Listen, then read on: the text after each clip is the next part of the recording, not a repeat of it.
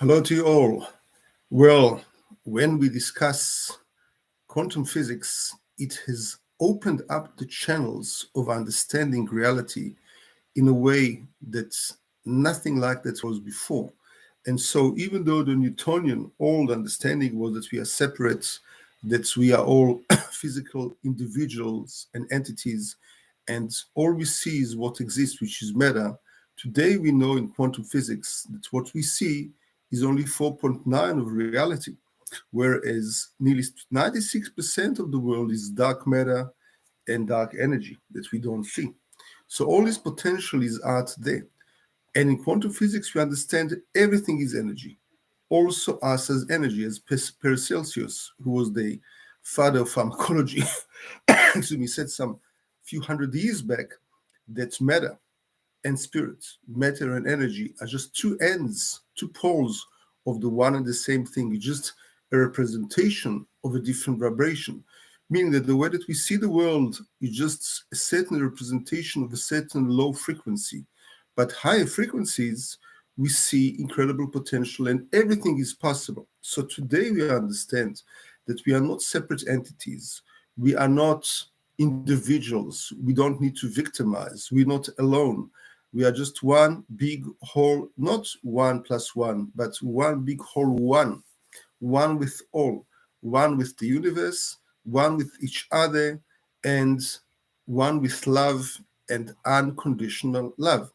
Now, the incredible innovation of quantum physics is that that energy, that eternal energy, because we have a law inside that says that matter cannot be, or rather energy cannot be created or destroyed, is always there, cannot be destroyed. It's eternal. That energy has got consciousness. And that consciousness, scientists call it the mind of the universe, or in our language, God. In other words, they're not two deities or million deities or different kind of forces. There's one will, one intention, one observer that created the universe, and scientists have found God. In other words, we don't need any more belief in religion. We need knowledge that there is one being above imagination, who is above space and time, who is above anything else that exists, who is above matter, who is immortal, that is the conscience within everything that permeates throughout the universe.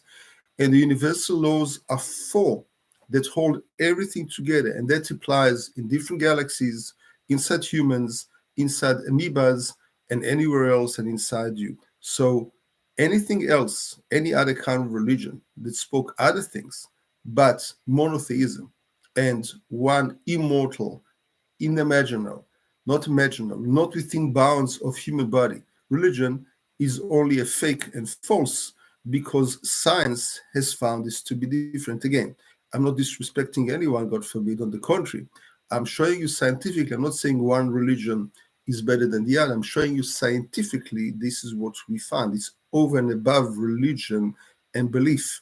It's just simple facts of life.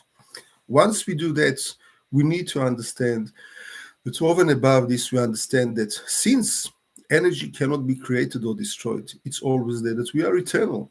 In other words, there was a time immemorial that we have started, that God has created us, that created the souls and created us mortals, as it says that God has breathed the soul of life into us. But from that time onwards, we are immortal as human beings.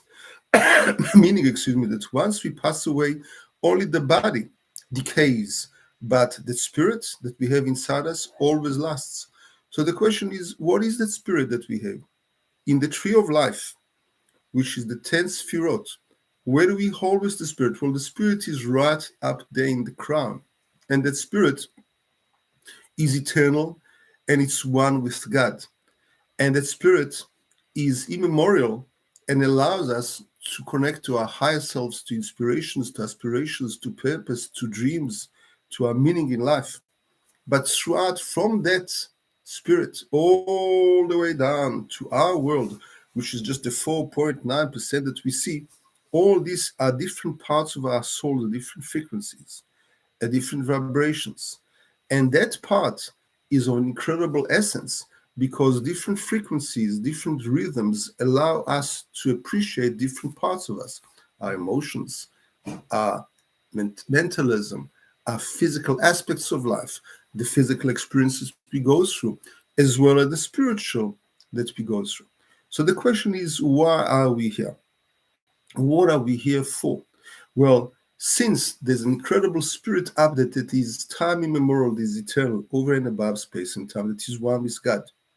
Not part of God, it's created, but one with God.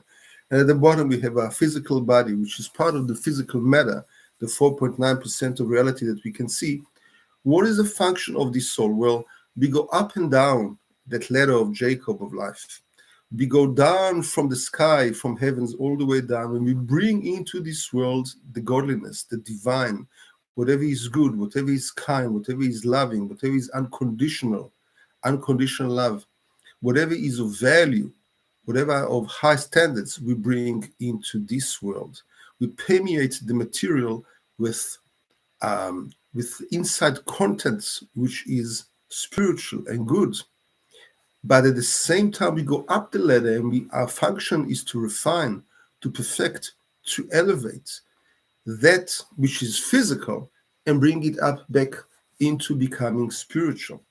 So this is an incredible innovation of quantum physics working together hand in hand with Kabbalah.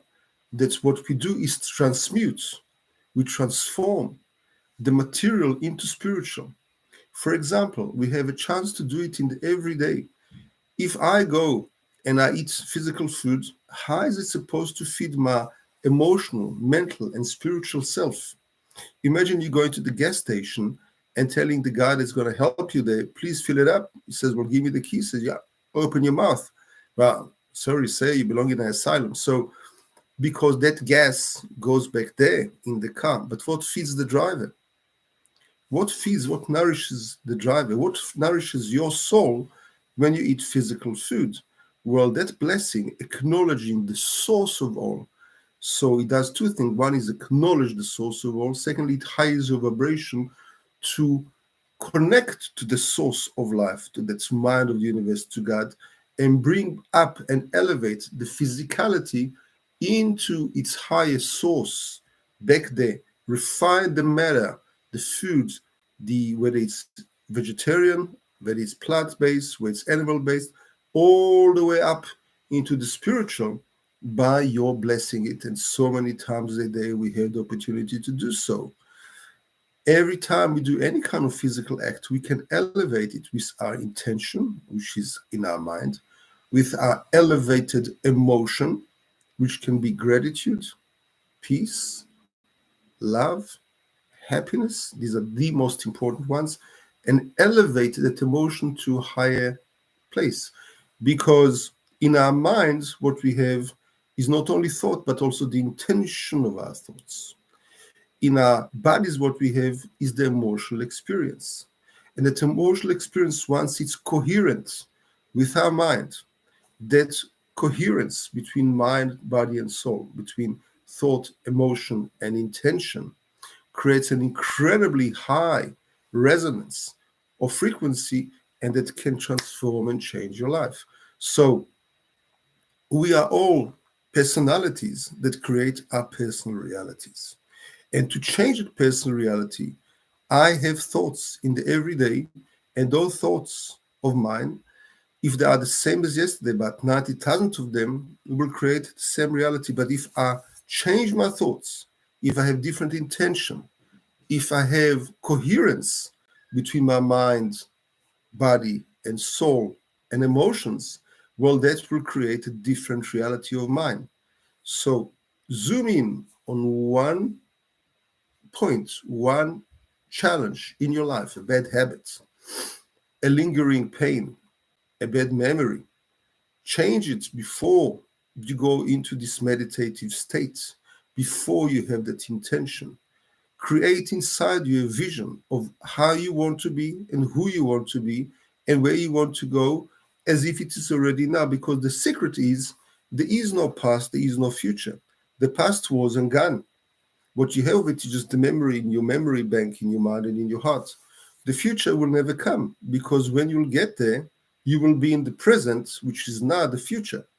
So the only future that is available for you now is your preparation for it in the here and now. Give yourself a present for the present future. And so we all the time only live in the present. The E was always just the present. What was. It's gone. It used to be, and it's gone. What's left from it are just our memories and impressions. The future is what you create with yourself now. So I've said quite a lot in a short 10 minutes YouTube, but if you listen to it a few times and take notes, we can really move forward with it to greater heights as human beings. God bless you all, and bye-bye.